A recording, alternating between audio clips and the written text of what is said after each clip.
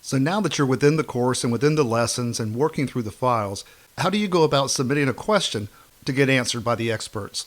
What we'll do is on any of these pages, you'll see over on the right-hand side, there's a message pop-up.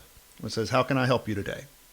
So that's one way that you can do this, and this goes directly to our support team. Most likely you'll get an answer directly from me or Jordan, who are the course designers.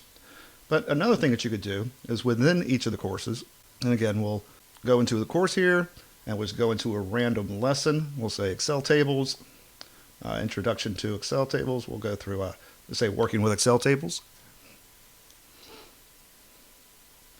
Within the bottom of these, you'll see there's an opportunity to put in your comments. So this comment could be in the form of a question, so you can go there as well.